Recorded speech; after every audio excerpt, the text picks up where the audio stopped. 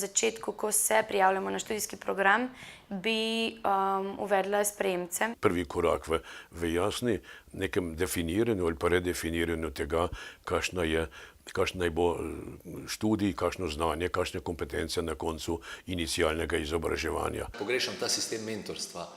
Ko pride kdo na šolo, mlad profesor, tudi jaz sem prišel, sem bil po eni strani zelo vesel, ker sem bil takoj razrednik, takoj sem bil mentor, takoj sem bil mentor mladim raziskovalcem. To je eno področje, ki ga zelo obožujem.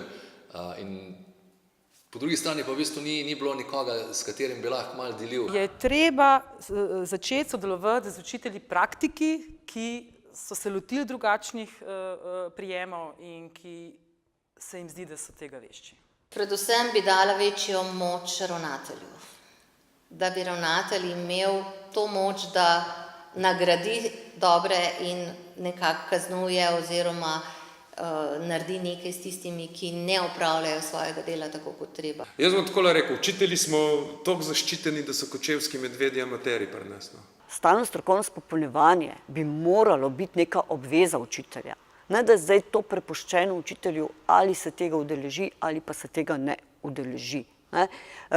Mogoče bi veljalo razmišljati tudi o nekem sistemu licenciranja učitelja. Ta sistem napredovanja v nazive ni ravno najboljši in sicer, ko nekdo enkrat doseže naziv svetnik, potem v bistvu se kar malo nekako spravi v tisto cono udobja in ga je zelo težko premakniti spet naprej oziroma nima neke motivacije ali pa izziva, da bi še naprej v bistvu energijo vlagal v svoj osebnostni razvoj.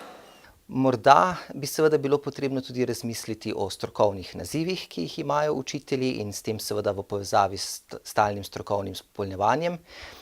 Jaz sem tudi sodeloval pri pripravi bele knjige o vzgoji in izobraževanju in že takrat smo recimo predlagali, da bi se 3 strokovni nazivi, ki so sedaj povečali na 4 strokovne nazive. Jaz mislim, da bi malenkost bolj morali vključiti vseeno, zgleda heretično, tudi dijake v ocenjevanje učiteljev.